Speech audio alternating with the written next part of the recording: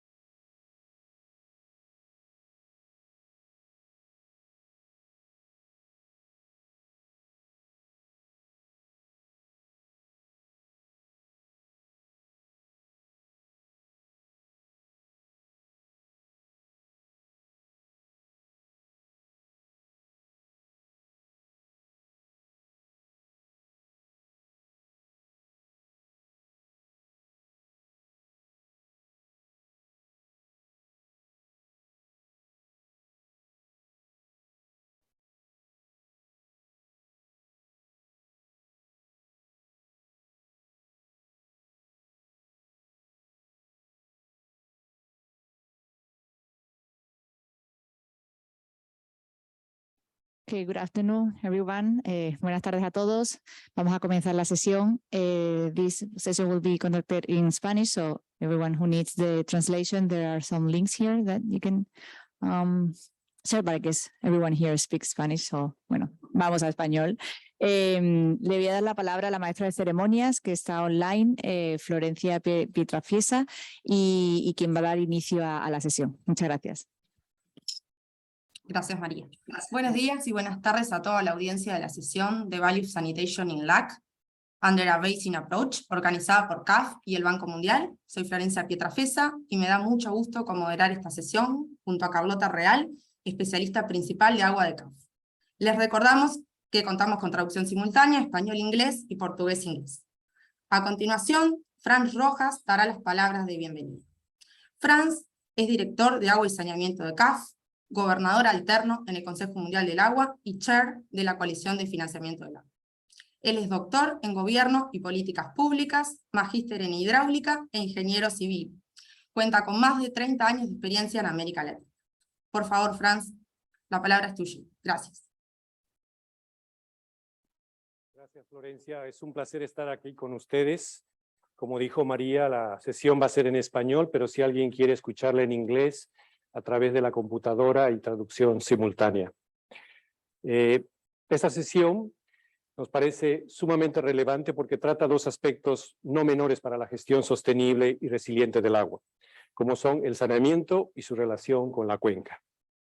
Como todos los acá presentes sabemos, la cuenca es la unidad de gestión natural del agua, que no reconoce fronteras geopolíticas ni al interior de los países, ni tampoco entre los países. Por ejemplo, en América Latina, tenemos cerca de 70 cuencas transfronterizas en la región de América Latina, con 60% en el territorio de Sudamérica ocupando espacios transfronterizos y en el caso de América Central, el 40% de su territorio está cubierto por cuencas transfronterizas.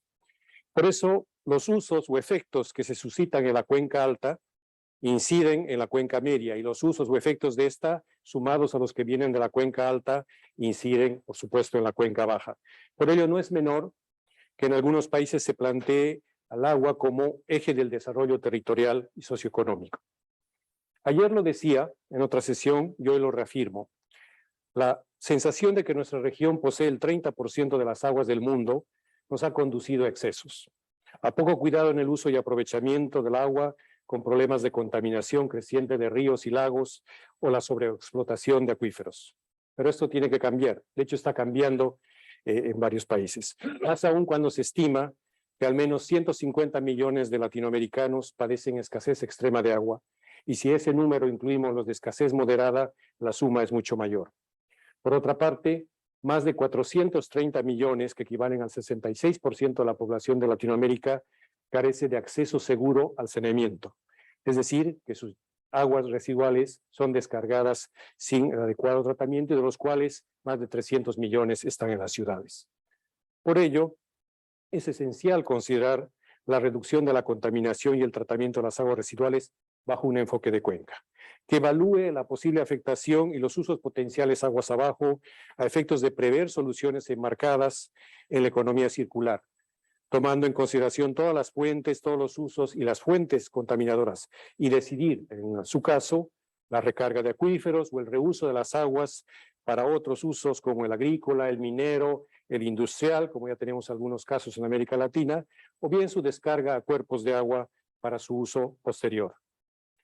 El enfoque de cuenca, entonces, nos permite establecer las bases de la política pública del agua, de arreglos institucionales para la adecuada coordinación de la gestión hídrica y ambiental, con un abordaje además participativo y transparente, que brinde elementos de legitimidad y eficacia, dos componentes muy importantes, esenciales para la gobernanza del agua.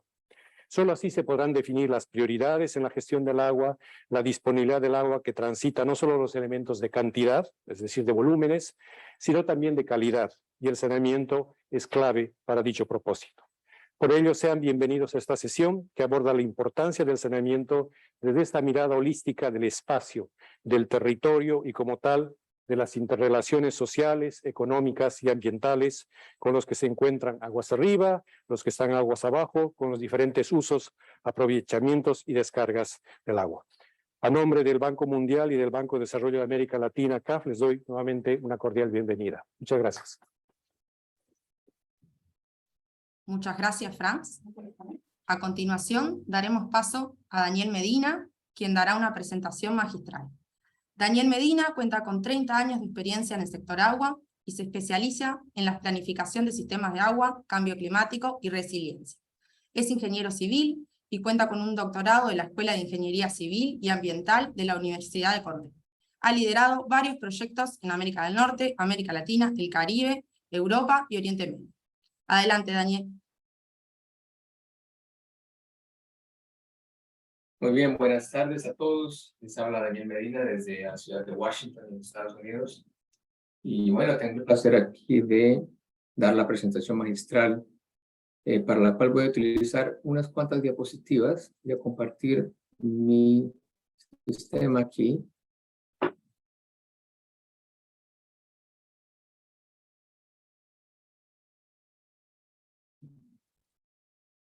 Por favor, me avisas si la ves, Florencia. Perfecto, ya se ve. Muy bien.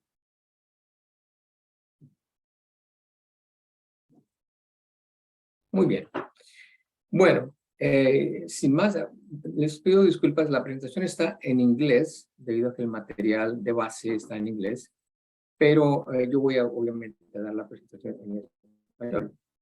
La idea que vamos a presentar aquí es un resumen de este artículo académico, analítico, digo, que tuve el placer de preparar para el Banco Mundial cuando era parte de la empresa Limnotech, que se encuentra en la ciudad de Ann Arbor, en el estado de Michigan, en los Estados Unidos, con contribuciones de varios profesionales muy capaces: Brian Richter, de Sustainable Waters aquí en los Estados Unidos, Daniel Nolasco de Nolasco Asociados en Buenos Aires, Fernando Miralles Wilhelm, quien ahora es decano de la Universidad de George Mason en Estados Unidos, y Alex Sendú, ingeniero de aguas en la firma Stantec, basado en la ciudad de Lima.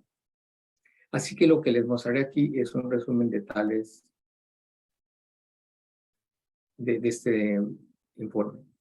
Bueno, el problema, para comenzar, ya escuchamos ciertas cifras y francamente pues no voy a gastar mucho tiempo aquí porque ya todos conocemos el problema.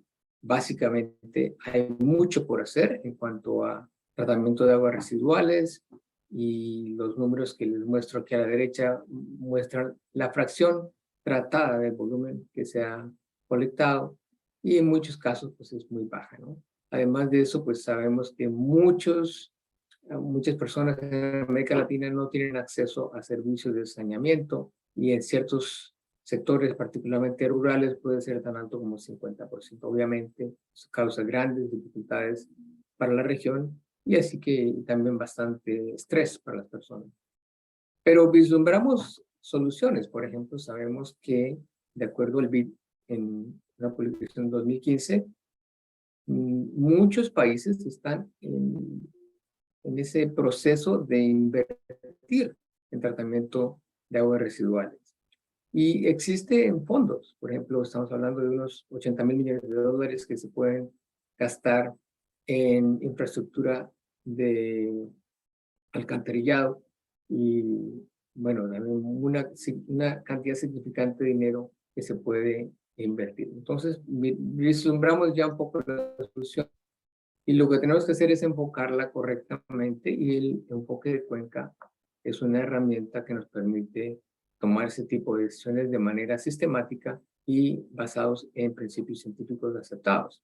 Entonces, lo que queremos hacer es cambiar el paradigma del tradicional, en el cual estamos hablando de soluciones estáticas que se basan en suposiciones también muy estáticas. Es un proceso reactivo donde tenemos un problema y encontramos una solución y nos concentramos usualmente en una o más plantas de tratamiento de aguas residuales por municipio y consideramos estas instalaciones como plantas de tratamiento. Lo que queremos hacer es cambiar a un enfoque en el cual tengamos flexibilidad, especialmente en vista de las incertidumbres que nos trae los fenómenos demográficos, así como el cambio climático, en el cual podamos vislumbrar el futuro y tratar de planear para el futuro y considerar este enfoque de cuenca, que es lo que nos ocupa hoy, como la base de planificación esencial. Y dejemos de mirar estas instalaciones tan costosas y tan complejas como plantas de tratamiento y en su lugar las miremos como plantas para la recuperación de recursos hídricos. Esa es la oportunidad que tenemos para implementar en las siguientes décadas. Pues ya vimos cuál es el enfoque de cuenca. Queremos que la unidad de planificación sea la cuenca hidrográfica y allí suceden muchas cosas. Sucede problemas de aguas pluviales, de inundaciones, de cantidad de agua, de calidad de agua. Como sabemos, el concepto de una sola agua pues no respeta esos nombres que les hemos dado. El agua se comporta como agua, punto. Así que tenemos que utilizar esta unidad de planificación como la cuenca de la manera más efectiva. En este tipo de enfoque hay énfasis particularmente fuerte en establecer alianzas con los actores de la cuenca y determinar soluciones que estén basadas en principios científicos que se coordinen entre todos esos actores. Porque obviamente tenemos el factor social. Cuando se presentan ciertas soluciones, si no hay un tipo de alianza, un tipo de consenso, siempre va a haber algún problema al final que va a demorar los resultados. La principal ventaja del enfoque de cuenca es obviamente la eficiencia que se puede lograr a través de coordinación entre el sector público, el sector privado, las varias instituciones, los varios actores.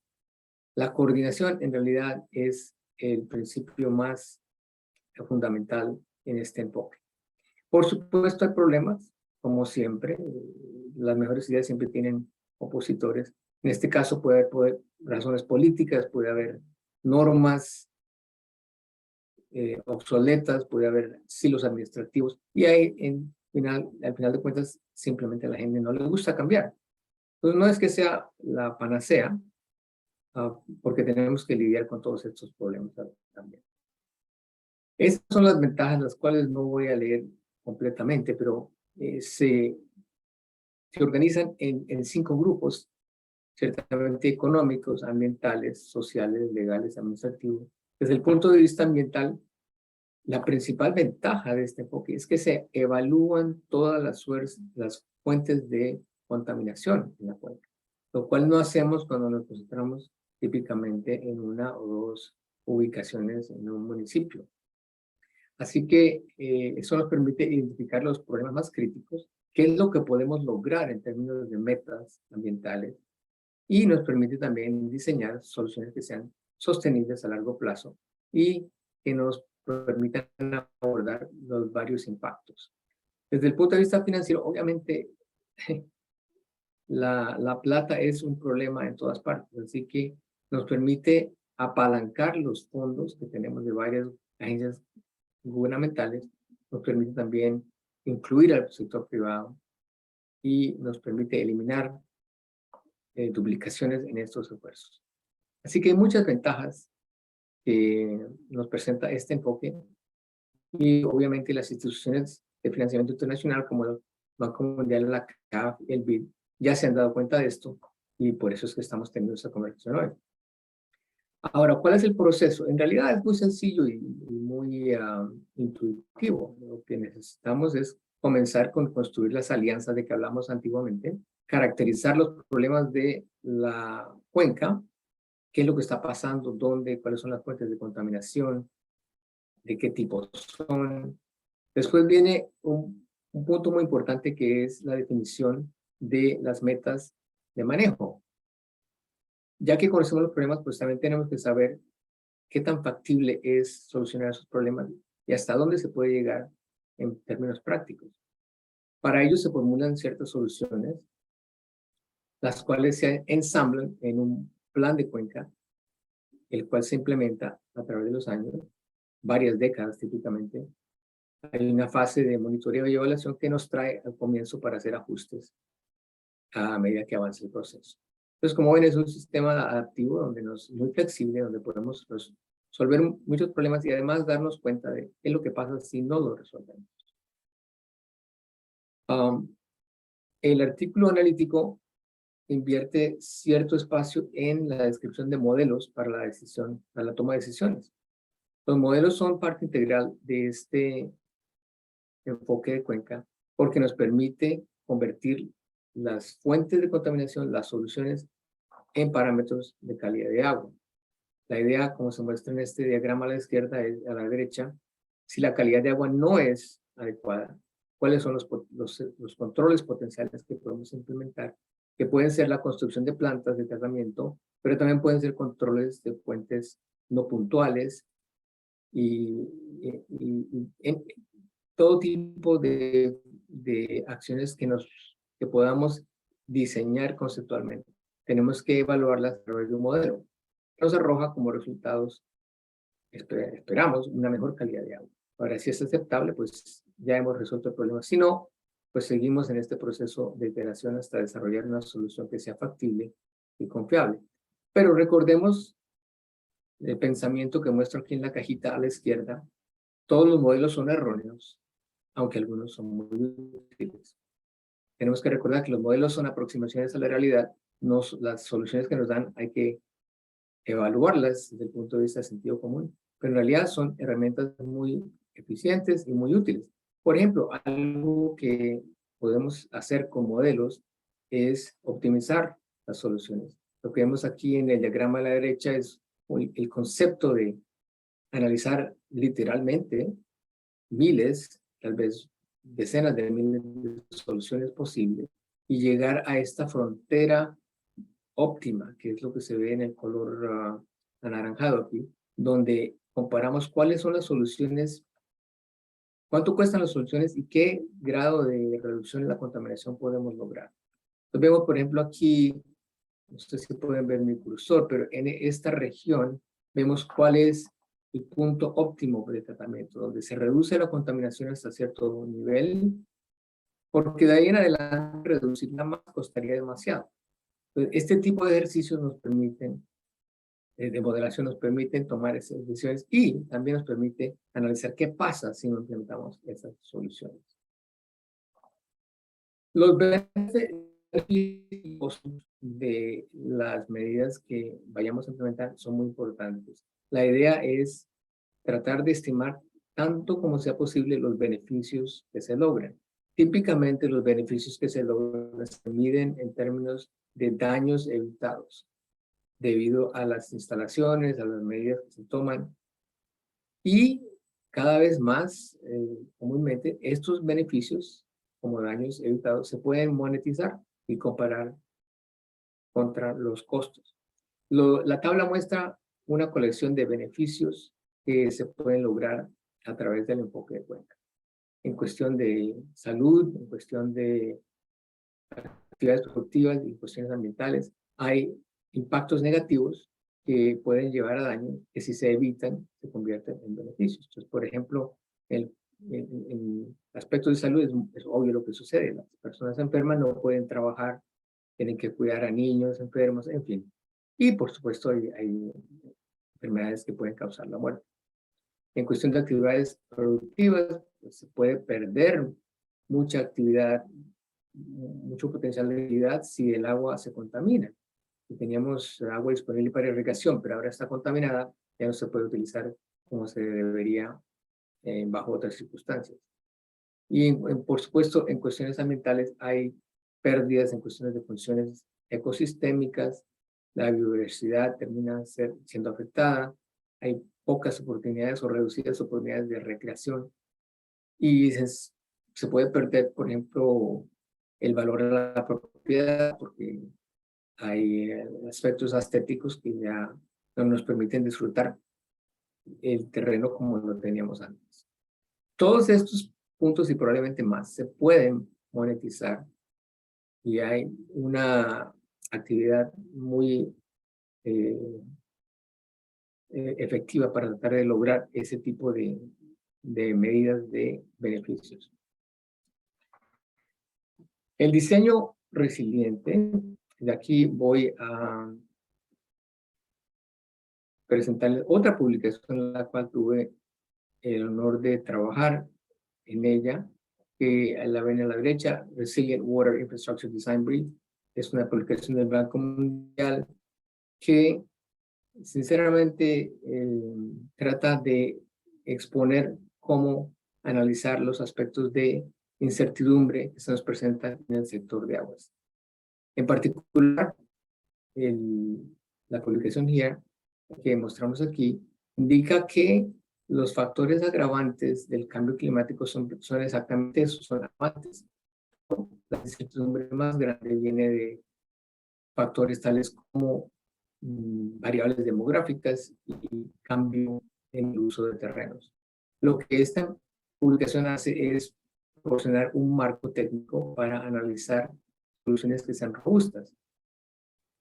Por supuesto, sabemos que existen métodos para, entre comillas, predecir cómo va a ser el clima en el futuro, pero la verdad es que esos, aunque son muy elegantes y académicamente interesantes, desde el punto de vista práctico, pues la verdad no sabemos si esos números que se desarrollan hacia el futuro sean confiables. Esta publicación proporciona un enfoque diferente en el cual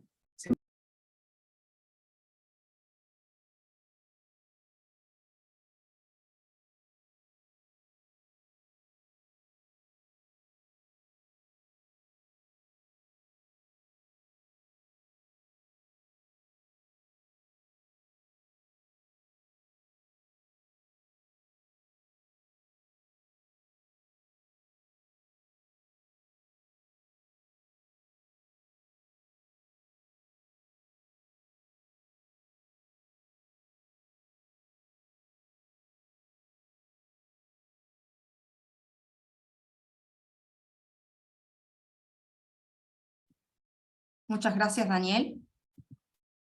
En momentos daremos paso al panel, el cual estará compuesto por 3 integrantes que representan a diferentes instituciones y países de América Latina. Lamentablemente Daniel se ve que tuvo un problema en la conexión, así que, bueno, seguiremos con el panel. Luego, si tiene espacio para redondear su presentación, le dejaremos el tiempo. Pero en aras del tiempo continuemos. Sin más, entonces, quisiera presentar y darle la bienvenida a los 3 panelistas. Tenemos la fortuna de contar con Natalia Escobar, Víctor Burguet y Francisco Loduca. Natalia Escobar es ingeniera civil, magíster en ingeniería civil, y cuenta con más de 24 años de experiencia profesional. Ha sido gerente senior en el Fondo Financiero de Proyectos de Desarrollo y consultora en el Viceministerio de Agua y Saneamiento de Colombia. En los últimos 5 años se desempeñó en la empresa de acueducto y alcantarillado de Bogotá, Colombia, como directora de abastecimiento y actualmente es gerente del sistema maestro. Víctor Burguet es ingeniero civil y maestro en ingeniería hidráulica. Ha desarrollado parte de su labor profesional como investigador y docente. Fue director general del Instituto Mexicano de Tecnología del Agua. Es autor de varios libros y manuales de hidráulica urbana, así como de más de 70 artículos técnicos. Desde el año 2020, Víctor se desempeña como director general del organismo de cuenca Aguas del Valle de México de la CONAGUA. Francisco Loduca es ingeniero civil y participó en el Consejo Director del Departamento de Agua, Energía Eléctrica de Sao Paulo, Brasil, también como coordinador del Parque Barcias de Utiete, director de gestión de obras, y en 2018-2019 ocupó la superintendencia del Departamento de Agua y Energía Eléctrica de Sao Paulo.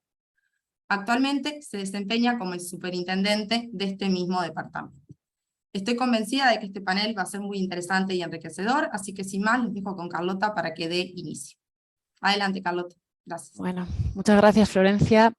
En esta sección habrá 2 rondas de preguntas, es decir, cada panelista tendrá 2 preguntas y cada pregunta tiene un tiempo de 8 minutos. Igualmente, si estamos cerca de pasarnos, yo os avisaré. Una vez finalizada esta sección, habrá un espacio de 10 minutos para recoger las preguntas del público, en caso de que haya, y las cuales podrán hacerse a través del chat que hay en Pathable, por lo que solicitamos que además de la pregunta indiquen también a quién va dirigida. Así, bueno, para comenzar, la primera ronda de preguntas para los panelistas estará enmarcada en el tema de gobernanza e institucionalidad necesaria para asegurar la inclusión de la visión de cuenca y de la gestión integral de recurso hídrico a la hora de tomar decisiones en materia de saneamiento y tratamiento de aguas residuales. Bueno, voy a comenzar por Natalia. Gracias. Usualmente los organismos y autoridades de cuenca son los responsables de la gestión integral de recurso hídrico y por tanto de la planificación, incluso también del saneamiento, ¿no?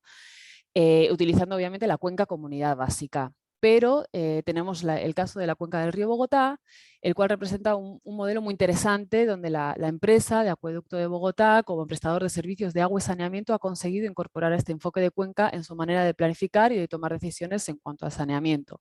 Algo que no es usual en la región y que nos parece muy útil para quizás replicarlo en otros países.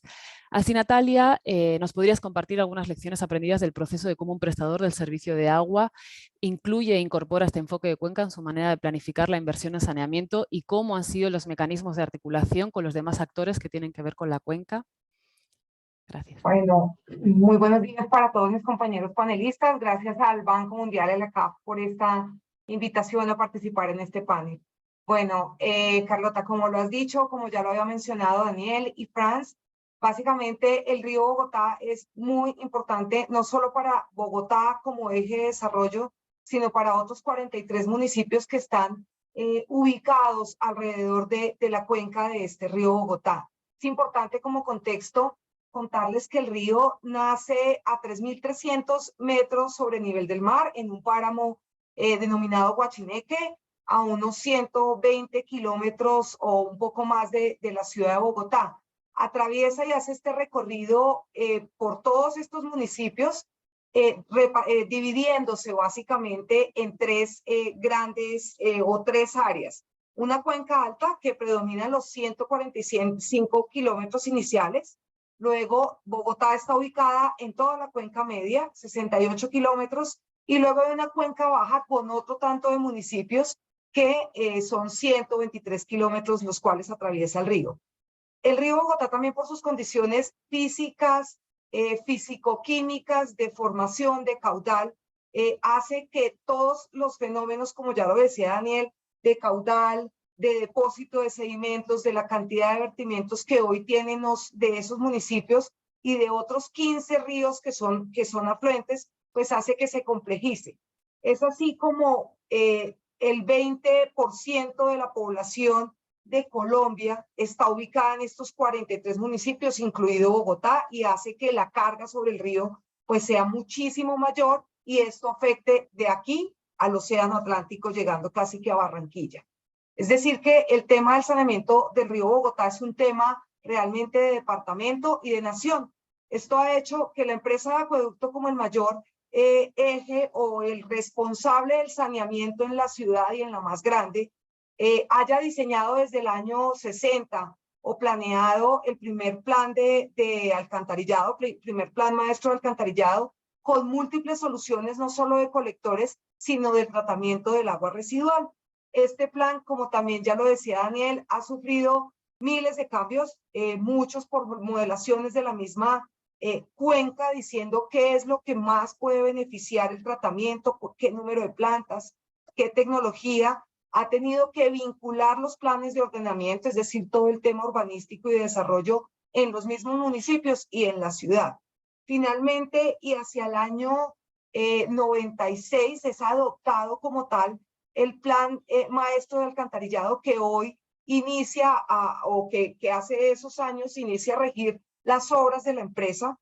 Ya para el año 96 empiezan las primeras acciones populares, es decir, la comunidad empieza a decir por qué me está afectando la ciudad y los otros municipios mi calidad de vida y por qué está afectando el río.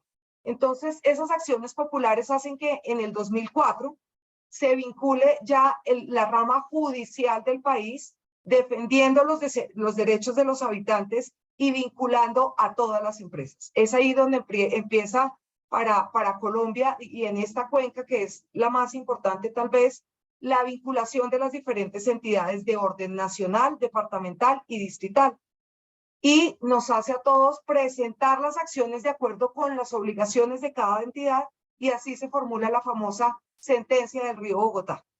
Esa sentencia del río Bogotá tiene un programa de saneamiento del río Bogotá y como les digo, el Ministerio de Vivienda, Ciudad y Territorio en el Viceministerio de Agua tiene unas funciones con el Departamento Nacional de Planeación, digamos que muchas de dictar política y también algunas veces de aportar recursos. Y el departamento, junto con la Corporación Autónoma Regional de la CAR, tiene toda la obligación del ordenamiento, del financiamiento de las obras en los otros municipios y de la aprobación de estos planes de ordenamiento que rigen realmente la expansión, crecimiento, manejo de agua residual y también claramente de aguas crudas y para el tratamiento. Y en el caso de Bogotá, pues estamos vinculados la Secretaría Distrital de Ambiente y la empresa de acueducto como gran operador. También el tema regulatorio acá marca una gran diferencia en el país y es que la empresa como tal tiene una CRA, una comisión de regulación de tarifas, y esto hace que hoy la empresa de acueducto hace muchos años cobre dentro de su tarifa pues un tema por tratamiento de agua residual, una tarifa, un componente por agua residual, y esto hace que seamos los responsables de ejecutar las grandes obras en la ciudad. Entonces, así como pagamos a la Corporación Autónoma una tasa por uso para tratar el agua y convertirla en potable, luego transportarla, distribuirla, tenemos que pagar una tasa retributiva por vertimiento directo al río sin tratamiento y ojalá en el futuro pues con todo el tratamiento de la ciudad. Es así como se crea después de todo esto y de todas las tareas que cada uno tiene, un Consejo Estratégico de Cuenca, que está compuesto por el Ministerio de Ambiente, por el departamento, por la Corporación Autónoma Regional, por el distrito, y el distrito entiéndase como Secretaría de Ambiente y Empresa de Acueducto, y tienen asiento unos municipios. Desde el 2004, con esa misma sentencia, se crea ese Consejo Estratégico de Cuenca En el 2014 realmente es que se lleva a cabo y se conforma como tal y viene reuniéndose de manera periódica, determinando así en qué van todas esas acciones que absolutamente todos tenemos por orden en cumplir y en ver cómo vamos hacia adelante. Entonces, es así como la empresa Acueducto es el responsable de las grandes inversiones en la ciudad, pero es muy importante claramente seguir trabajando de la mano con municipios, con la Corporación Autónoma y con el Gobierno Nacional para que la Cuenca Alta también sea totalmente saneada y no solo con las grandes obras de Bogotá pueda sanearse ya lo que viene un poco contaminado. Y como lo decía Daniel, pues los beneficios aguas abajo de que Bogotá cumpla toda esta sentencia y todas las obras, pues son de una magnitud superior. Acá está vinculado también un privado que es el generador de energía. Con el agua hoy contaminada del río Bogotá se genera más o menos el 2%, el 8%, perdón, de la energía del país. Es decir, que el solo limpiar el agua a ellos les va a traer beneficios. Y no decir menos, claramente el mayor, que es el ambiental y el de las comunidades aguas abajo de Bogotá. Ellos también, algunos municipios tienen concesiones, es decir, permiso para captar sobre el Bogotá ya contaminado. Entonces, esto va a redundar en beneficios, este saneamiento redunda en beneficios aguas abajo para esas comunidades. Clave, articulación de todos los entes del país. Muchas gracias, Natalia, muy claro. Creo que nos has traído justamente el punto que comentó Daniel, donde la coordinación es clave y tal como has descrito, están muy claras las responsabilidades de cada organismo, lo cual no suele pasar, a veces se solapan, y el hecho de que con frecuencia reviséis y monitoreéis cómo se cumple, la verdad que creo que es clave, ¿no?, del éxito que estáis, de todas las acciones que estáis llevando a cabo. Y con respecto al tema que has traído de trabajar también muy en conjunto con los municipios, me lleva un poco a la siguiente pregunta para Víctor. En el tema sobre todo, bueno, en la Conagua, pero en este caso para la Cuenca del Valle de México, la cual presenta grandes retos, no solo en temas de calidad, sino también en temas de cantidad, siendo una de las cuencas con menor disponibilidad natural de agua del país y con sobreexplotación de acuíferos. Así, con unos retos que revierten tanta urgencia en una cuenca eminentemente urbana, Víctor, ¿qué herramientas y qué arreglos institucionales de gobernanza promueve como organismo de cuenca para conseguir que la visión de la gestión integral del recurso hídrico y del saneamiento llegue al nivel local? Gracias. Sí, muchas gracias, Carlota, y muchas gracias al CAF por la invitación. Pues les comento, efectivamente el Valle de México, pues como todos sabemos, tenemos poca disponibilidad. Se nos ocurrió asentarnos en una cuenca cerrada a 2,200 metros de altura y que originalmente pues, era una zona de lagos que nos hemos acabado.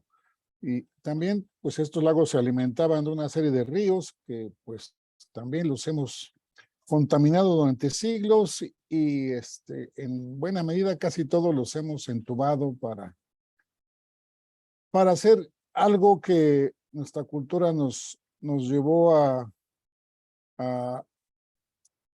relacionarnos con el agua de tal suerte que en cuanto cae agua de lluvia en el Valle de México, lo que hacemos es tratar de sacarla lo antes posible a través de descargas hacia una cuenca aguas abajo, que es el río Tula.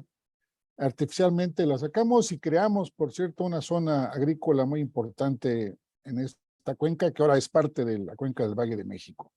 Todo esto nos ha llevado a que tengamos tan poca disponibilidad y la poca que podríamos incrementar, pues nos deshacemos de ella y hemos creado otros usuarios. Y por otro lado, para poder seguir creciendo esta ciudad de 22 millones de habitantes, importamos agua de otra cuenca. De tal suerte que tenemos una situación muy complicada y me imagino somos un tema de curiosidad internacional acerca de cuándo nos llega el día cero.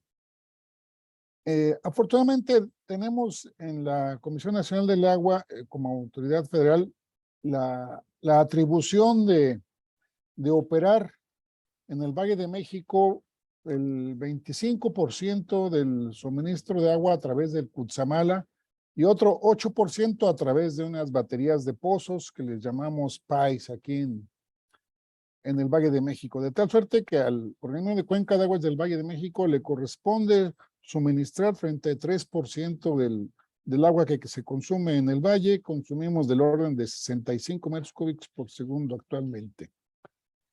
Y eso le permite a la Conagua pues tener cierta ascendencia con los gobiernos locales, originalmente el gobierno de la Ciudad de México y del Estado de México, que comparten originalmente la cuenca, pero ahora nos hemos extendido al gobierno de Michoacán también, ya la consideramos parte de nuestra cuenca, porque de ahí viene el origen del Cutzamala, y también tenemos ya mucha interrelación con el gobierno de Hidalgo, en donde descargamos nuestras aguas. Estos arreglos se han llevado a cabo afortunadamente de buena manera en el marco de un consejo de cuenca que tenemos y sobre todo con la voluntad política de los gobiernos. Y nada más les puedo comentar que el día de ayer presentamos en un foro en donde estuvieron presentes gobernadores de Ciudad de México y de Estado de México, todos los presidentes municipales de la zona metropolitana del Valle de México y la mayoría de los alcaldes de Ciudad de México, representantes de la academia, de la sociedad, de los gobiernos de los estados de Michoacán y de Hidalgo. Presentamos un plan de abastecimiento de agua potable, pero también de saneamiento, todo englobado dentro del derecho humano al agua, porque nos hemos dado cuenta de que pues ya nos llegó el día en donde nuestra relación tiene que cambiar. Y en la segunda parte de nuestra intervención ahondaré en el tema que el Banco Mundial nos ha ayudado, por cierto, y este cambio de óptica es que ya no enviaremos tanta agua en forma directa al Valle de Tula. Vamos a incrementar en forma importante el reuso de agua, que ya les comentaré, pero también estamos trabajando con temas ambientales. Estamos saneando todas las presas del sistema Cutzamala con inversión de la Ciudad de México, del gobierno federal, también del Estado de México. Incluso estamos tecnificando ya zonas de riego en el estado de Michoacán, que es de donde viene parte del agua que consumimos en el Valle de México. Tecnificaremos también en Hidalgo y por supuesto en el Valle de México, que también hay alguna zona agrícola. Esto como parte de cambiar nuestra relación con el agua, con las fuentes que suministran externas. Incrementaremos también toda la capacidad de regulación del Valle de México, retendremos más agua y lo que será motivo de discusión intensa aquí en México y tocaremos con amplitud en el siguiente bloque, es que vamos a hacer reuso indirecto. Vamos a tratar nuestras aguas, en buena medida derivado del cambio de normativa que hubo a principio de este año. Ahora es mucho más estricta la norma de calidad del agua para las descargas. Eso incrementa en forma importante el costo del tratamiento. Por supuesto, todas las ciudades se han quejado de que, pues, si no tenemos dinero para operar las plantas actuales y con la calidad que nos exigía la norma anterior, ahora con una norma más estricta, pues entraremos en mayores conflictos. Nosotros lo hemos querido ver como una oportunidad y ya que vamos a gastar en tratamiento más estricto, pues vamos a hacer uso del agua para reuso indirecto, incluyendo el consumo humano al tratar estas aguas y mezclarlas en cuerpos de regulación, en cuerpos de almacenamiento, mezclar agua tratada con agua de lluvia en nuestras presas, en algunos vasos muy grandes que tenemos dentro del propio valle, como la laguna Zumpango, la laguna de Jico, donde iba a ser nuestro aeropuerto frustrado, Texcoco, y todo eso pues ya hablaremos con más amplitud en el siguiente bloque, pero bueno, todo esto ha sido gracias a los arreglos institucionales que tenemos, a la buena relación que hemos tenido que llevar a cabo, porque no nos quedan más remedio en el Valle de México.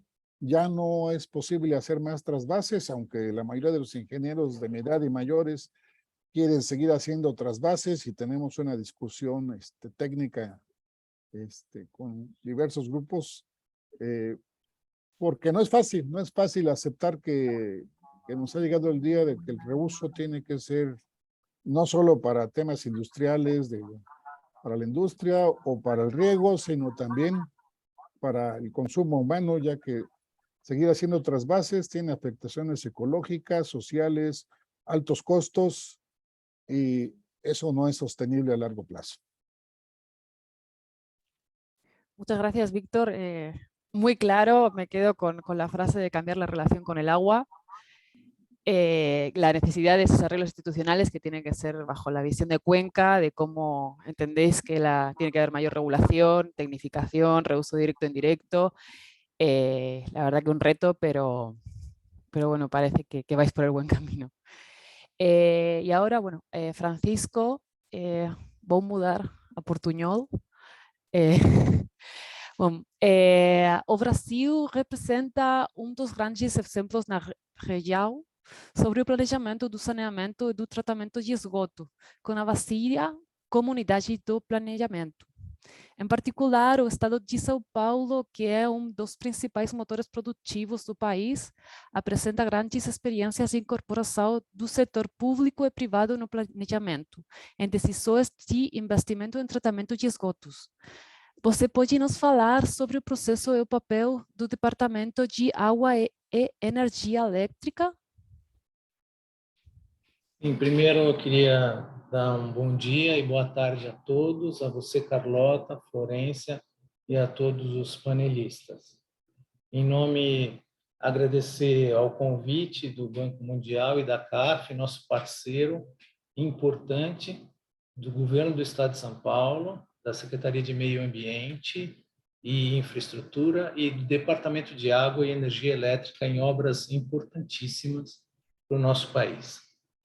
O Estado de São Paulo ele situa-se na região sudeste do Brasil e contempla 645 municípios, representando 2,9% do território brasileiro.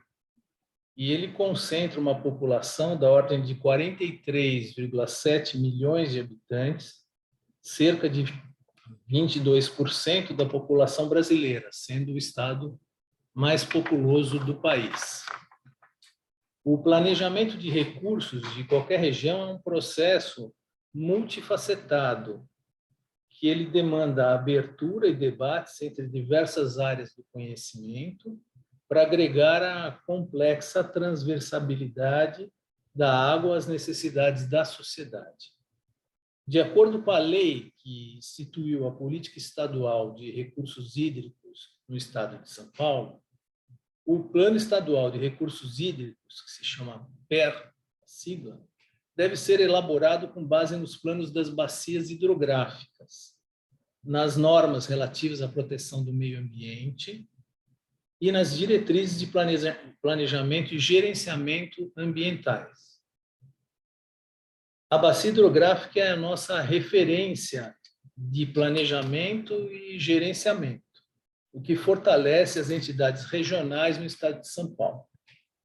Nesse contexto, o Plano Estadual de Recursos Hídricos, o PER, ele estabelece diretrizes e critérios de gerenciamento em escala estadual, refletindo as necessidades regionais expressas nos planos das bacias.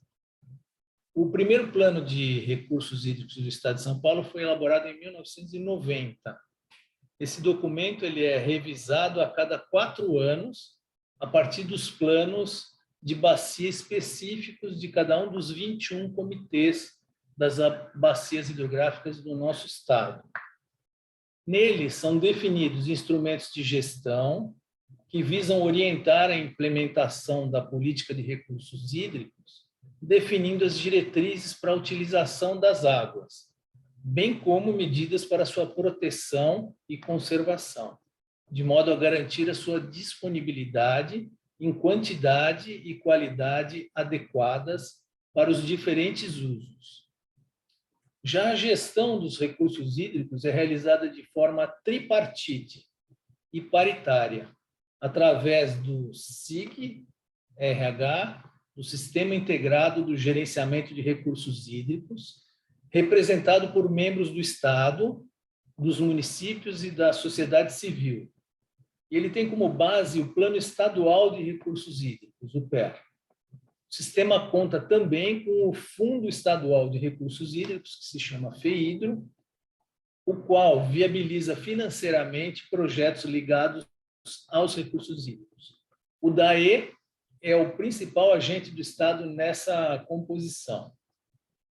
Criado na década de 50, por iniciativa do professor Lucas Nogueira Garcês, nos moldes da Tennessee Valley Authority, autarquia pública federal dos Estados Unidos, cujo objetivo era implantar planos de aproveitamento integrado dos recursos hídricos naquela bacia hidrográfica interestadual americana. Nos primeiros anos, o objetivo do DAE foi o aproveitamento desses recursos hídricos com destaque para a geração de energia elétrica, navegação fluvial, controle de cheias, irrigação e o aproveitamento hidroagrícola. Com o passar do tempo, as ações referentes à geração de energia e saneamento básico de municípios com grandes aglomerados populacionais passaram para outras empresas do Estado. E a principal atribuição da entidade teve seu foco voltado para a gestão dos recursos hídricos, planos, projetos e obras na área de infraestrutura e segurança hídrica.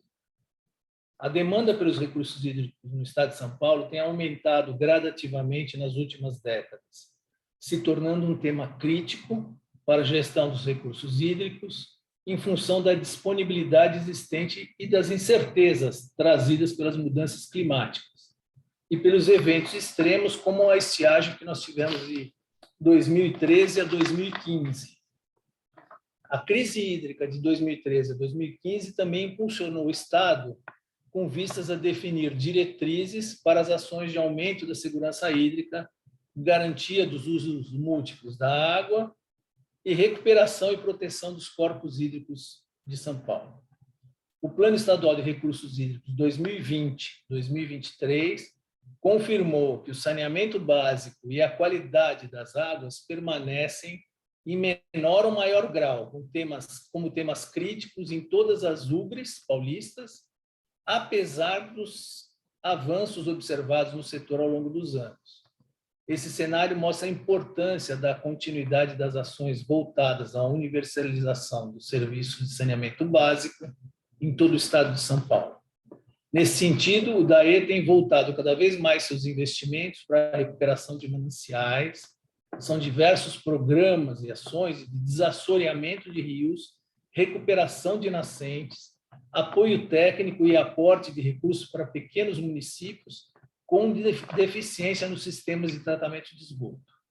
Dessa forma, o DAE tem ocupado uma importante lacuna deixada pelas grandes empresas de saneamento que atuam no Estado, prestando apoio técnico de investimento para os pequenos municípios que não conseguem tratar de um modo eficiente os seus efluentes sanitários. Muito obrigada, Francisco. Voy a hablar en español ahora. Pero bueno, me ha parecido muy interesante, bueno, también lo que has comentado, ¿no? Que viene siendo lo que comentan todos los panelistas, la transversalidad del agua. Sobre todo, bueno, los tres panelistas tenéis como los grandes motores productivos de vuestros países y cómo los planes estatales en Brasil se tienen que apoyar en los planes de cuenca y también la vinculación del financiamiento hacia esas acciones. Eso es clave también y eso creo que no se repite en muchos países, ¿no? La financiación tiene que estar ligada a la planificación. Entonces así voy a pasar a la segunda ronda de preguntas. En esta segunda ronda buscaremos resaltar las acciones identificadas para la reducción de contaminación y el reuso de los productos de tratamiento en función de la realidad de cada país, de cada panelista, ¿no? Así, Natalia, vuelvo contigo. Para la recuperación del río Bogotá existe, como bien dijiste, un plan de saneamiento del río y como bien comentaste, la cuenca se ha dividido en tres tramos, cuenca alta, cuenca media y cuenca baja, ¿no? Cada tramo de la cuenca tiene una realidad distinta, la alta quizás más una visión más agrícola, la cuenca media es donde está el río Bogotá, perdón, la ciudad de Bogotá, ¿no? Así habéis construido la gran infraestructura de tratamiento, la Petar Salitre, y está por comenzar la ejecución de la planta de tratamiento de canoas, que conseguiríais con esto, entiendo, el total de la cobertura de la ciudad de Bogotá. Pero nos gustaría entender qué acciones adicionales a la infraestructura de tratamiento está llevando a cabo la empresa de Acueducto de Bogotá para contribuir a un mejor manejo del agua residual en la cuenca y a su descontaminación. Gracias. Bueno, de acuerdo con las mismas sentencias y con las funciones de la empresa de Acueducto y Alcantarillado de Bogotá, hay programas o hay acciones que debemos contemplar en todos los presupuestos anuales: el saneamiento de quebradas, limpieza de canales, que es de los más recurrentes e importantes para que así estos ríos pues no finalicen, o esta basura que es depositada allí no termine en el río Bogotá. Otro de los grandes programas que mantiene y que debe ser financiado con recursos de la empresa es la corrección de conexiones cerradas a quebradas, canales y entre los mismos alcantarillados sanitarios y pluviales. Entonces, estas son actividades recurrentes y normales que tendrá que seguir ejecutando la empresa de Acueducto una vez entre en operación también la Petar Canoas. ¿Qué pasa? Bueno, acá, como ya les contaba, acá nos toca un poquito más financiados con lo que nosotros cobramos en tarifa a todos los bogotanos y a los municipios donde prestamos el servicio de acueducto. De acuerdo con la regulación, donde tú prestes el servicio, ahí debe ser responsable del manejo de agua residual. Es decir, que en nuestra tarifa está incluido todo ese tema de saneamiento constante y todas las grandes obras que viene ejecutando el acueducto. Es responsabilidad de la empresa, uno, la cantidad en kilómetros que hemos construido de grandes interceptores para limpiar las grandes quebradas o ríos de la ciudad, que son 3, Salitre, por eso el agua discurre y se llama Petar Salitre. Toda la cuenca, que es más o menos el 30% de la ciudad, va a vertir a Petar Salitre, y ese gran colector ya está totalmente ejecutado. Son más o menos 3 colectores que están allí ubicados, un poco más cortos que los que van a ir hacia Petar Canoas, en profundidades de 2-3 metros, diámetros de 1,50 a 2,40, y todo esto ya está ejecutado con recursos de la empresa y de la tarifa de los bogotanos. Las otras grandes obras que ha ejecutado la empresa para poder llegar a esas plantas de tratamiento son los colectores del sur de la ciudad, tal vez los más largos, el de la cuenca del Pucha, la cuenca del Tunjuelo, el famoso, digo famoso porque en Latinoamérica es bien escuchado, Fucha, Tunjuelo y Tunjuelo Canoas, totalmente hoy terminados y dispuestos a entrar en funcionamiento una vez entre la estación elevadora, y ya les hablaré de Petar. Entonces, estos grandes colectores que suman aproximadamente 100 kilómetros, que han tenido costo con otras redes internas de la ciudad, el alcantarillado de la ciudad data de los años 30, acá todavía encuentras colectores en ladrillo, y todo esto tiene que ser modernizado, separado, optimizado con las obras de la empresa. A hoy los recursos invertidos desde el año 2004 aproximadamente ascienden a 922 millones de dólares, todos con recursos recaudados o financiados por la empresa de Acueducto. Estas obras han sido recurrentes con esto, por eso es que siempre a los entes de control del país les digo, esto no es un proyecto que podía ejecutar la empresa en 3-5 años, porque los recursos son mayores y no los teníamos como tal, habría que haber recurrido a un gran endeudamiento y pues no era posible. Entonces, esto ya está ejecutado, es decir, 922 millones de dólares hoy ejecutados en obras, redes y la cantidad de programas anuales y lo que debemos seguir planeando. La siguiente obra importante sí está financiada con recursos de varias entidades y es la estación elevadora. Ese gran interceptor Fucha, Tunjuelo y Tunjuelo Canoas llega a un punto fuera de la ciudad, cerca al municipio de Soacha, donde también somos responsables del saneamiento, a 48 metros en promedio de profundidad, y allí se está ejecutando la estación elevadora, la cual tiene la función de elevar ese gran caudal que hoy puede alcanzar los 12-13 metros cúbicos por segundo, elevarlos temporalmente estarán vertidos al río Bogotá y una vez entre en construcción y funcionamiento, esperamos para 2028-29 la Petarca Noas, pues allí ya terminar el tratamiento de agua residual de la ciudad, pero seguir con los otros programas de separación de caudales con esa optimización de alcantarillados en la ciudad y así ejecutar, digamos, todo el saneamiento.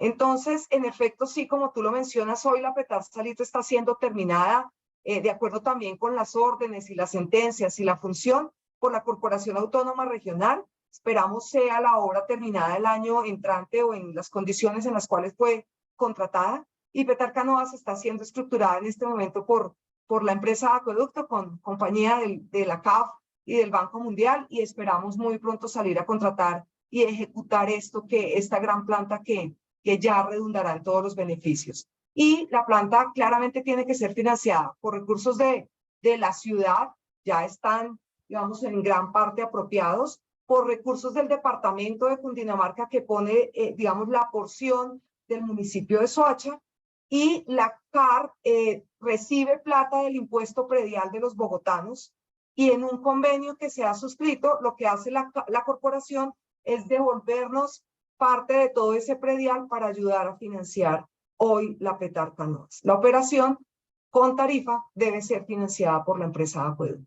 Así, digamos, terminaremos las grandes actividades, pero continuarán los programas de saneamiento en las cuencas al interior de Bogotá, y con otra dirección que es abastecimiento, apoyamos el saneamiento de cuencas de donde captamos también agua fuera de Bogotá. El tema de reuso también está siendo hoy utilizado e implantado en la empresa. A hoy digamos, el caudal que producimos promedio hoy para abastecer a 11 municipios, los 12 millones de habitantes, 12, es de 17.4 metros cúbicos por segundo, y eso lo traemos de fuera de la ciudad. Entonces también lo retribuimos con actividades y programas de saneamiento, de compra de predios, de revitalización en todas estas grandes fuentes. Es así como lo hacemos. Muy claro. Queda claro que obviamente hay que invertir en infraestructura de tratamiento, pero que tenéis grandes programas también de limpieza de canales, grandes quebradas, corrección de conexiones, modernización y optimización de alcantarillado, que es un tema importante, creo que en toda la región. Y adicionalmente has dejado muy claro y has traído algo que también comentó Francisco, que es el tema de la financiación, ¿no? De cómo cada responsable de intervenir tiene una fuente de financiación clara y que permite que estos programas se lleven a cabo, ¿no? Bueno, voy a pasar al segundo panelista, a Víctor. Y bueno, como comentaste antes, Víctor, el Valle de México se enfrenta a un alto estrés hídrico. Así, para asegurar un modelo de desarrollo productivo sostenible, desarrollo económico sostenible, creo que estáis siendo unos grandes ejemplos para el tema de aprovechamiento de oportunidades de reuso de agua tratada, mayormente para reuso de riego agrícola. ¿Podrías identificar las principales lecciones aprendidas en ese proceso de promoción del reuso y otros como la recarga artificial de acuíferos? Sí, claro, muchas gracias. Como quizás sepan, la Conagua tiene también a su cargo la operación de una planta de tratamiento a las afueras del Valle de México, en el estado ya de Hidalgo, en donde tratamos en el estiaje prácticamente el 90% del agua residual que genera el Valle de México, hasta 30 metros cúbicos por segundo tratamos en la planta Totonilco. En lluvias tratamos hasta 42 metros cúbicos por segundo. Esta agua es, por supuesto, aprovechada en el Valle de Mezquital, una zona en Hidalgo que comentábamos.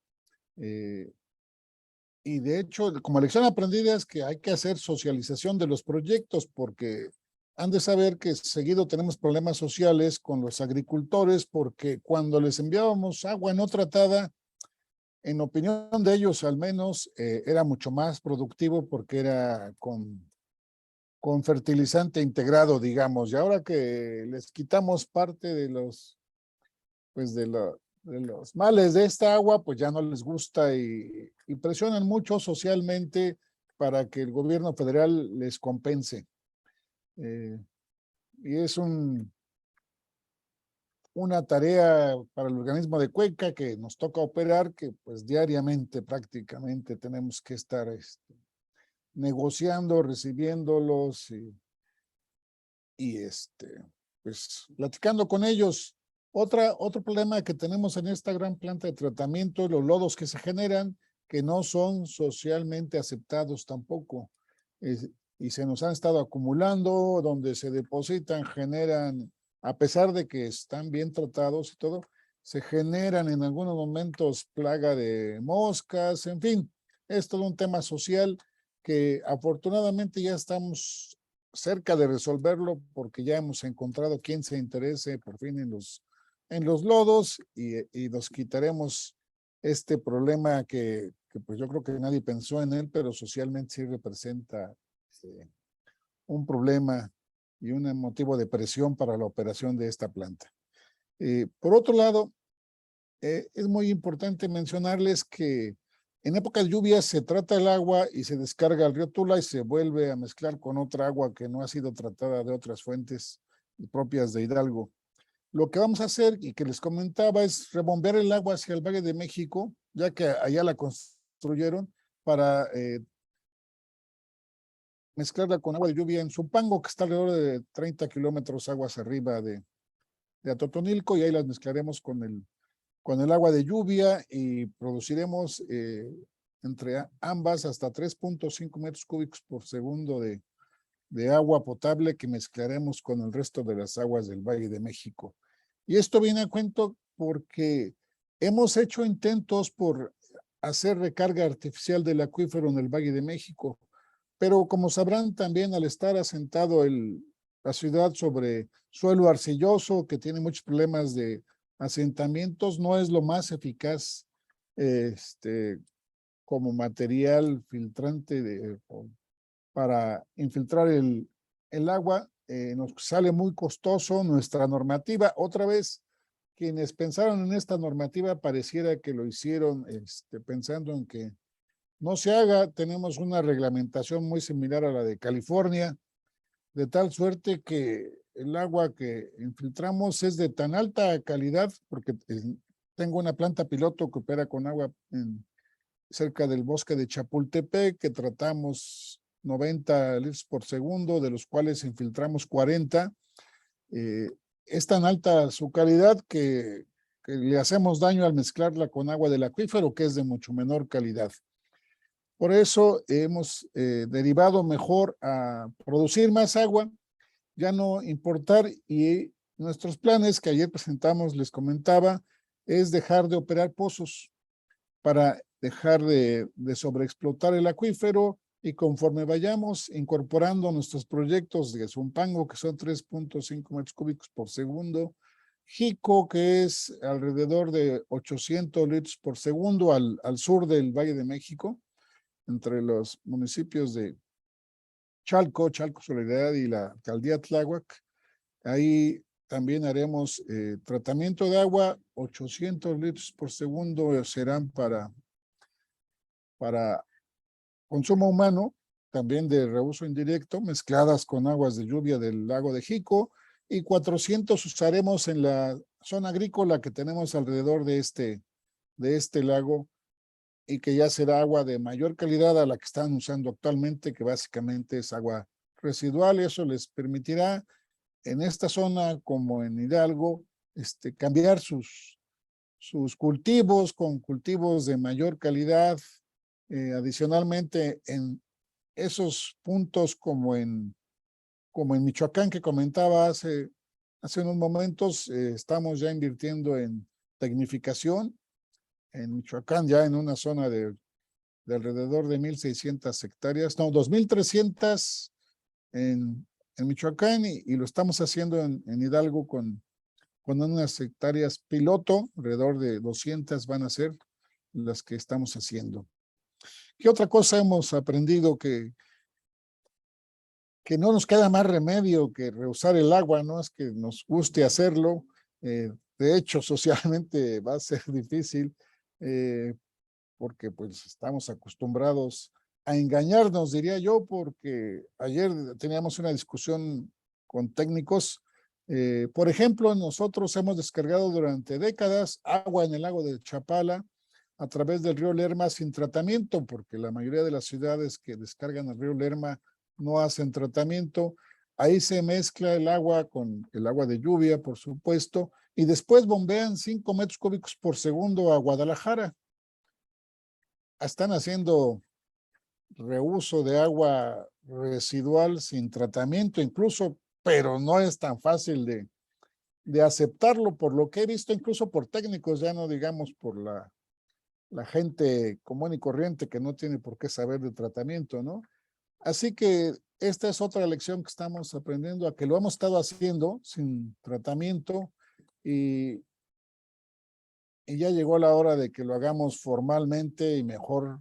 Echamos técnica, gastamos, invertimos, monitoreamos y dejamos de sobreexplotar el agua de otras regiones y cooperamos con el medio ambiente, que es algo fundamental en estos tiempos. Muchas gracias, Víctor. También muy claro y muy interesante. Como has dicho, el reuso del agua tratada es parte de la oferta.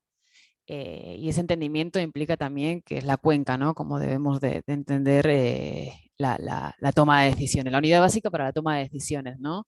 Y también me queda claro un poco, me ha gustado mucho lo que has comentado, el hecho del reuso implica que incluyamos a usuarios fuera del sector agua y eso implica una socialización de lo que implica el reuso de agua, ¿no? Sobre todo, como habéis dicho, en la agricultura, donde, bueno, están acostumbrados al agua sin tratar, tiene más cosilla. Así terminamos bueno, con Francisco otra vez y voy a traer un tema que ya comentó en la anterior ronda de preguntas sobre las poblaciones más pequeñas, ¿no? Que también presentan un gran reto en el tema de tratamiento de aguas residuales. Y Francisco, em particular, alguns dos programas de destaque do departamento incluem o desenvolvimento de lagoas de estabilização do tratamento de esgoto para municípios com menos de 50.000 habitantes que não são atendidos pela Sabesp. Poderia compartilhar seus pensamentos sobre isso?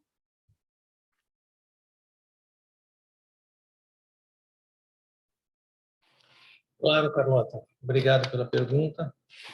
A taxa de cobertura e eficiência dos sistemas de esgotamento sanitário, elas interferem na qualidade dos corpos d'água, que recebem os efluentes não coletados. O lançamento deliberado ou não de esgotos domésticos resulta em poluição das águas superficiais e subterrâneas e até mesmo das águas oceânicas.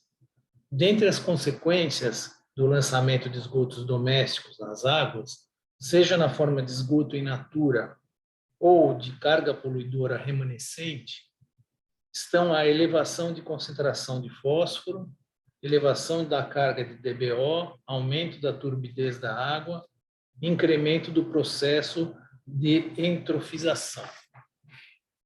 No Brasil, os municípios com população inferior a 50.000 habitantes, a cobertura de esgotamento sanitário é de aproximadamente 30% só.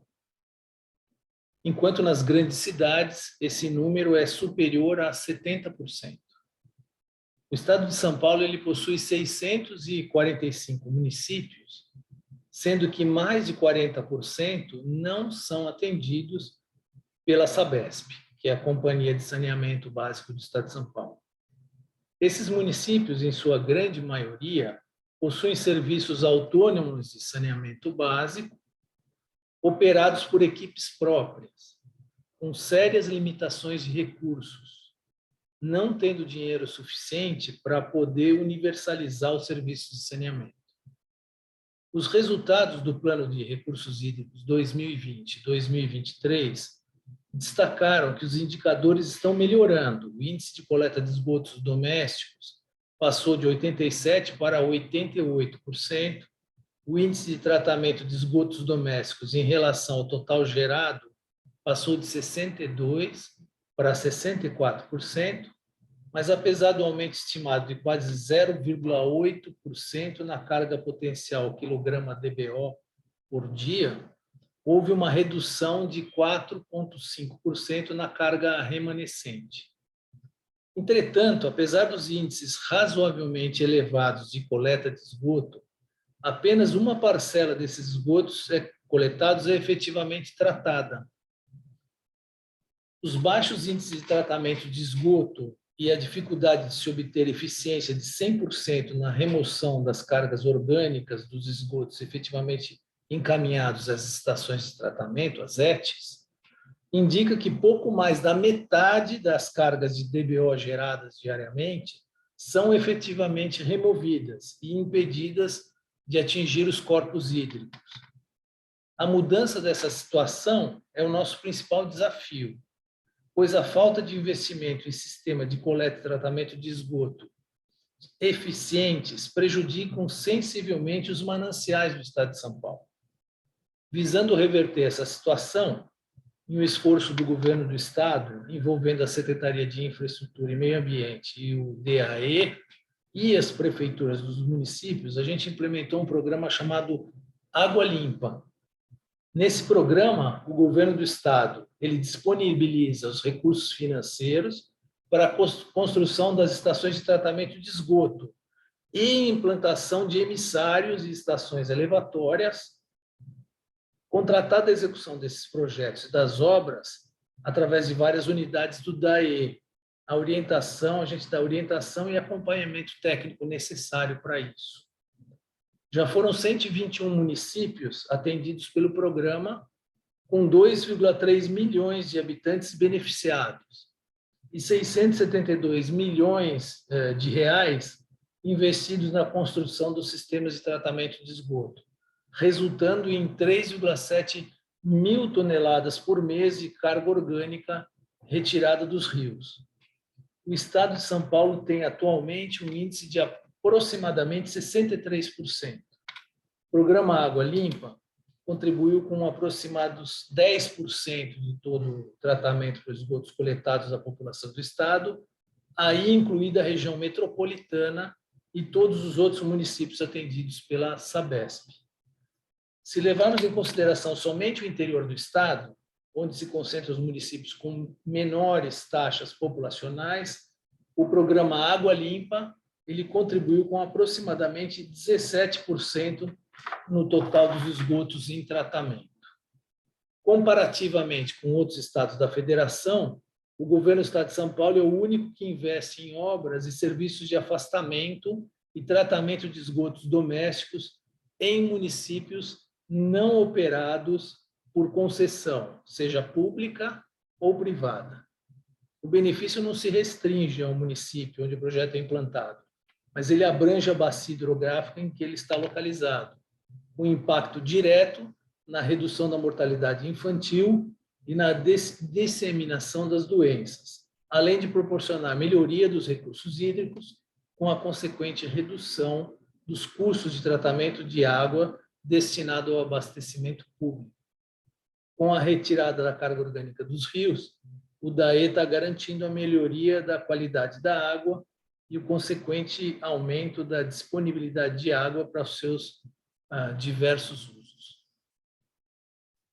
Muito obrigada, Francisco, por compartilhar su experiencia. Creo que el programa que has comentado, Agua Limpia, es un programa que es una gran experiencia que podríamos replicar en muchos países, dado que, como he dicho, el siguiente reto que tenemos, la siguiente milla, es llegar a las poblaciones pequeñas, donde las instituciones, los operadores no tienen tanta capacidad.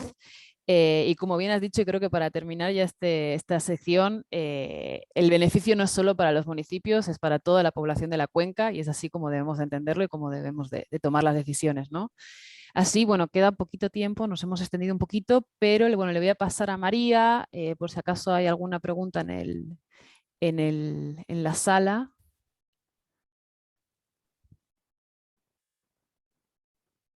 No vemos por aquí preguntas. No, estamos bien. No hay preguntas, Carlota. Ok. ¿En el chat? En el chat tampoco. Hemos sido muy claros, Perfecto. entonces. Te paso, Florencia. Gracias. Bueno, gracias a todos por sus valiosos aportes. Antes de proceder al cierre, de la sesión le daremos la palabra a Daniel Medina para que comparta brevemente sus principales reflexiones y conclusiones. Muchísimas gracias. Gracias, Florencia.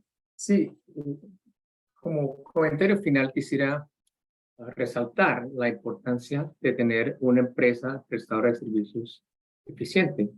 Creo que los panelistas han demostrado que es prácticamente imposible mejorar ese futuro si no tenemos una empresa que sea capaz, que sea entusiasta acerca de su misión y que se encargue de más allá de lo que ha estado haciendo tradicionalmente. La empresa de servicios del futuro tiene que preocuparse ahora de eficiencia energética, generación de energía, reuso del agua, obviamente, buscar mercados para los lodos, para otros productos como metales, nutrientes, y sobre todo mantener el cuidado de la cuenca, así como también mantener buenas relaciones con todos los actores de la cuenca, lo cual lleva a una necesidad de tener una cultura empresarial muy eficiente y muy entusiasta. Existe el mito en la industria de que la única manera de lograr este tipo de eficiencias es la privatización, lo cual no es cierto. Una empresa bien manejada es tan eficiente o más eficiente que una empresa privada que tiene muchos compromisos con sus inversionistas. Total, ese es mi comentario final y he tenido el placer de trabajar con la empresa de acueducto en Colombia, de parte del equipo que desarrolló el plan maestro para el río Bogotá, y ahí pude yo ver esas eficiencias, ese deseo de mejorar, que es definitivamente un referente para toda la región. Muchas gracias. Muchas gracias, Daniel. Seguidamente el señor Gustavo Saltiel tomará las palabras de cierre. Saltiel es ingeniero civil y magíster en políticas públicas, es especialista líder de agua y saneamiento del Banco Mundial. Antes de su incorporación al Banco Mundial, en Argentina, ocupó la posición de gerente general de Aguas Bonaerenses, gerente del ente regulador de Agua de Buenos Aires, gerente del concesionario Suris, entre otras posiciones. Adelante, Gustavo, con el cierre de la sesión y las reflexiones pertinentes. Muchas gracias a todos por su amable atención. Adelante, Gustavo. Muchas gracias, Carlota, Florencia, Franz, a todo el equipo de la CAF por la organización de esta sesión. También a mi colega que está conectado online, Alex Serrano, que fue el que trabajó con el equipo de la CAF en la organización. Esta es una sesión y es una discusión sumamente importante, tal como fuera resaltado por Daniel Medina, el keynote, pero también por los panelistas en sus intervenciones, por Natalia, por Víctor, por Francisco. Hay varios temas que merecen reflexión, no me va a alcanzar con 5 minutos. El cierre que hizo, o la conclusión de Daniel, me pareció muy relevante. En realidad, Daniel agregó un tema que no se había conversado tanto durante la sesión, que es el tema que él denominó la empresa del futuro. Y esto es muy cierto, y también quisiera dejarlos con esta reflexión, que los prestadores de servicios de hoy no son los del pasado, y están evolucionando hacia los prestadores del futuro en los temas que mencionó Daniel, empresas que ya están considerando la producción de energía directamente, o la compensación energética, o la generación de energía de los biólogos. Es un tema de economía circular sobre el que voy a mencionar también. Víctor habló del reuso y dijo, no nos queda otro remedio que reutilizar las aguas. Este es un tema muy importante también. Todo esto tiene que ver con la circularidad y tiene una vinculación con esta sesión, con lo que se trató en esta sesión, que es la relación entre el saneamiento, el tratamiento de las aguas residuales y la gestión de cuencas. Esto también es una evolución de los paradigmas anteriores. Hace 10, 15 años, cuando hablábamos de la gestión integral de cuencas hídricas, pensábamos básicamente en la asignación de los recursos de agua. El tema de la contaminación o el tema de las aguas residuales no formaba parte de las consideraciones y de los principios de gestión de cuencas. Hoy están en casi todos los lugares del mundo muy bien integrados, sin embargo falta hacer un poco más. El tratamiento de las aguas residuales es fundamental para la gestión de cuencas, pero es mucho más evidente en este contexto actual que vivimos, donde el recurso hídrico cada vez más escaso y por lo tanto hay que cuidar su calidad. Entonces esto es fundamental. El Banco Mundial ha hecho un trabajo que se ha mencionado aquí y está trabajando con varios países y de hecho también trabajamos con la CAF y otros socios en este concepto de la economía circular del agua, que básicamente tiene que ver con la recuperación de los recursos disponibles en las aguas residuales.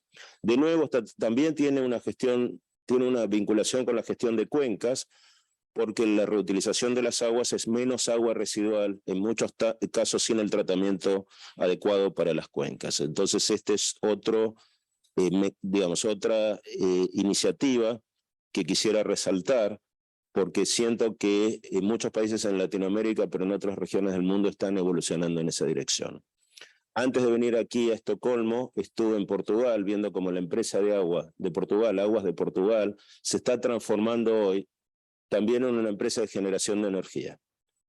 Está generando energía porque con la crisis energética que está atravesando Europa, las empresas prestadoras de servicios de agua no pueden seguir dependiendo de una energía que tienen que importar y que tendría impactos importantes en la tarifa. Pero entiendo que otras empresas están trabajando en esto también en América Latina. Acá tenemos a AISA, la empresa de Buenos Aires, a Vespi y otras.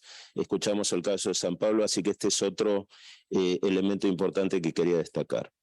Hay muchos comentarios de la empresa, digamos, en el caso de Bogotá se mencionó, Natalia menciona otro elemento muy importante que también tiene que ver con la gestión integrada del recurso hídrico, que es el rol de los distintos actores gubernamentales, no solo en la cuenca, pero también verticalmente. Y entiendo que Natalia se refirió a la famosa sentencia del río Bogotá, es una sentencia judicial. AISA también tiene una para la cuenca Matanza-Riachuelo. La justicia de los países interviniendo en decisiones sobre saneamiento, imponiéndole la obligación a los gobiernos de resolver el problema de tratamiento de las aguas residuales o calidad en las cuencas, porque por las dificultades de articulación que también se mencionaron, no siempre era posible esa acción. Entonces, muy interesante escuchar el caso de Bogotá, el liderazgo de la empresa de acueductos de Bogotá y de Colombia en dos plantas de tratamiento, la de Salitre y la de Canoas, que tenemos el placer de financiar desde el lado del Banco Mundial. Otro tema importante en el caso de Colombia que quiero resaltar es el tema regulatorio. Muy importante también la consideración que compartía Natalia sobre la tarifa especial que la CRA, el ente regulador de Colombia, aprobó para cubrir los costes del tratamiento. Eso es muy importante en América Latina porque no en todos los casos los costos del tratamiento de las aguas residuales se transfieren a los usuarios. Y es lo correcto para hacer. Muchos temas de reuso de normas, mencionaba Víctor, creo que en el caso de México las normas se han endurecido, las normas de calidad del tratamiento se han endurecido, pero es una oportunidad para el reuso indirecto también. Pero a la vez, comentaba Víctor que los agricultores del Mezquital no les gusta el agua tratada.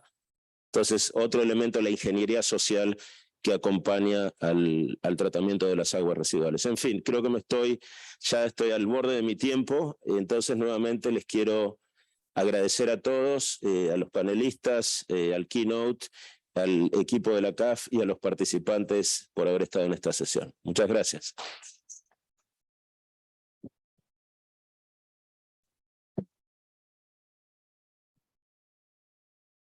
Muchas gracias a todos. Damos por concluida la sesión.